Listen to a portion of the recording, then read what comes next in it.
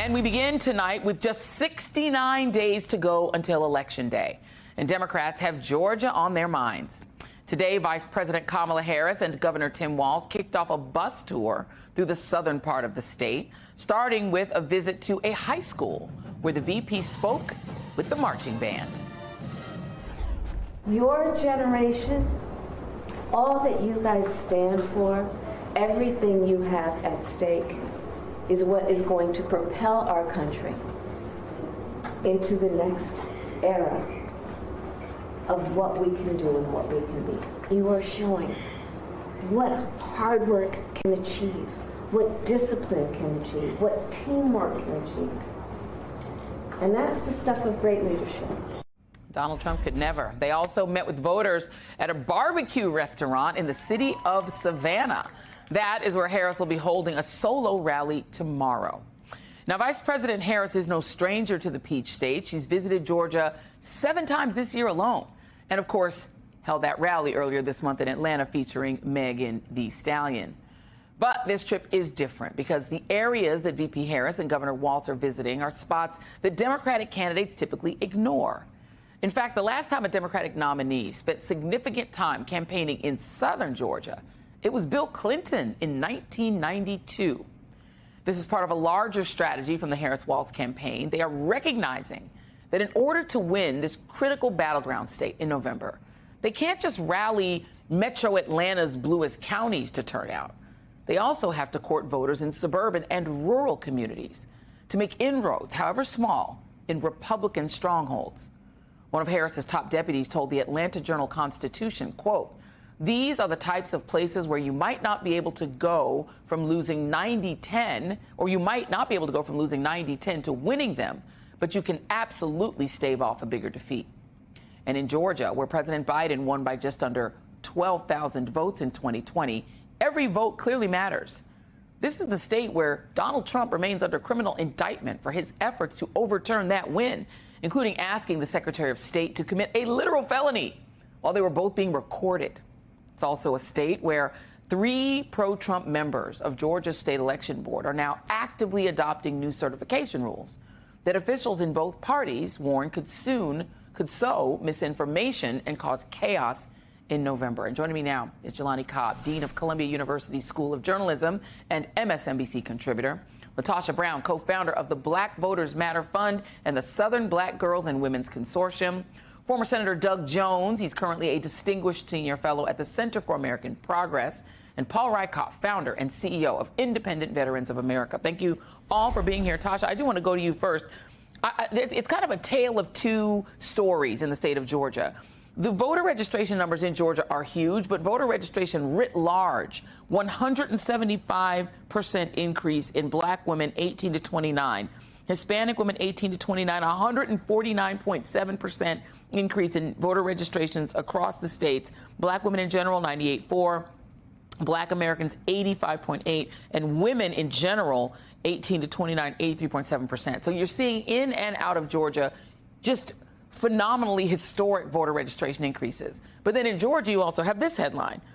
Pro-Trump Georgia officials, they wrote new rules to deny election results. They have emails show a Georgia State Election Board member worked with Trump supporters to write rules allowing counties to refuse and certify election results. So as somebody who does this thing for a living, getting voters to register and getting them to turn out, are you more up on the idea that so many more people are registered, or concerned that Republicans are determined to stop them from actually voting or just steal the election?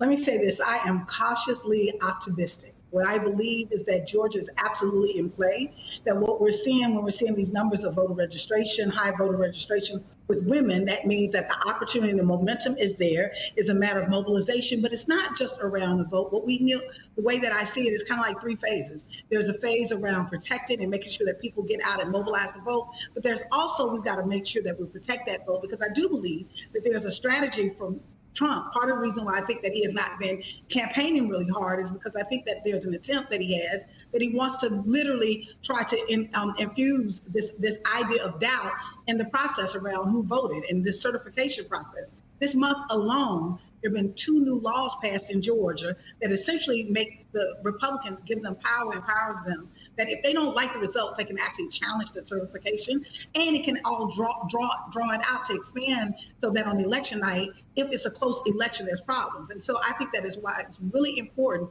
about what Vice President Kamala Harris is doing right now, to go out in rural areas so you can actually impact and shave off that vote. We saw the same thing happen in the Biden election. That part of in the Biden election, when you look at while many of those Republican counties did not flip to become Democratic counties, what you saw is you saw that shade of difference in those counties, that the Republicans did not just sweep those counties, and ultimately it led to the outcome that we saw where Biden won the state of Georgia. Yeah, and Jelani, I mean, the way that we talk about rural communities is that we sort of paint them white, right? But rural communities are very diverse. There are Latino people, voters out there. There are black voters out there. There are Asian Americans out there. Like, there are a lot of people who live in rural America who people don't think about. So how should we be thinking about this? Because this is a combination of an excitement election, but also still Georgia is one of the most suppressive states in the country. So listen, here's what's key and why the work that Latasha has been doing is so important. If you wanted to understand Georgia politics, and I lived in Georgia for 12 years, if you wanted to understand Georgia politics kind of in a microcosm, it would be these exact dynamics. As people became increasingly aware that there was this slumbering colossus of black voters that are in these rural counties, that when you combine them with the metro Atlanta populations and those suburban populations, could actually peel the state back into the blue column, which we saw in 2020. As people began enacting a strategy to make that happen, that explains the dynamics you saw around voter suppression in the state of Georgia. Around the controversies in the Governor Brian Kemp's earlier, going all the way back to 2018, when he got into trouble for holding up 53,000 registered votes, most of whom were African American. That's why the law was passed in order to make it more difficult to give people water if you were in line to vote. All of these things were meant to counteract the fact that there was this demographic reality that could actually make Georgia a blue state. Yeah, and I mean, Doug Jones, you having done this yourself in the state of Alabama, winning in these southern states, it's a combination of maxing out. There's always one big blue city in every red state. Every red state's got a blue city. Even Utah's got one. Salt Lake City, they've all got one. But then it is about eating into some of those rural numbers, right? And assess how you think that Harris and Walz are strategizing in terms of getting at least some traction in the rural parts of the state. Yeah, Joy, I completely agree with you that you've got to narrow the gap. That's what I see in these rural areas. They're going to lose a lot of these counties. They're going to lose the counties they probably went into today. But if you don't lose them as big, if you can peel off not just minority voters, but you can peel off white voters, white voters, you remember at one point were all in for Democrats because Democrats gave them roads, Democrats gave them electricity, Democrats gave them Social Security and Medicare and Medicaid.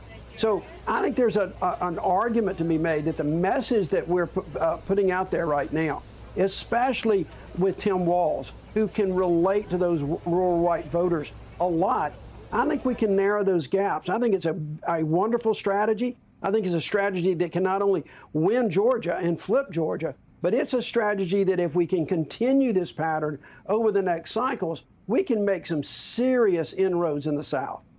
Paul Reichel, let me get you in here, because one of the strategies that the Trump administration uses, he does appeal to sort of his traditional base, which has tended to include military veterans, military folks.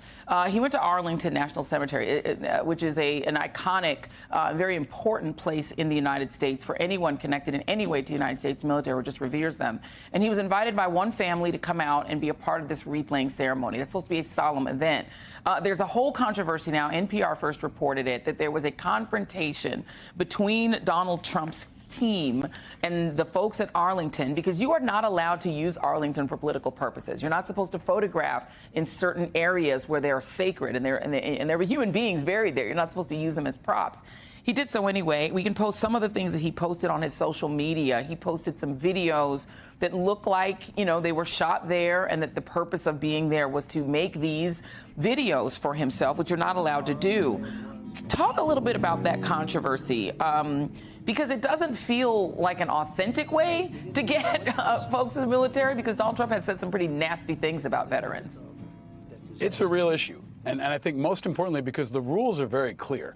You're not supposed to use Arlington National Cemetery for a political photo op. And the controversy right now is not between Trump and some liberal group or between MSNBC. It's Trump and Arlington National Cemetery. They've actually put out an official statement saying, here are the rules. This is why we have the rules. And Trump broke the rules because you're not supposed to create content. You're not supposed to make TikTok videos. It's not Disney World. You don't go down there to make a selfie. It's the most sacred place in our country, and it should be treated as such. That's why candidates don't use it as a campaign stop. So he clearly crossed the line and broke the rules. It's also bad taste. I mean, to have a photo of him with a thumbs up and a smile over the grave of a Marine is inappropriate. It's disgraceful. And I don't think it's going to help him with independent voters. And I think that's this pattern that you've seen where he continues to make mistakes.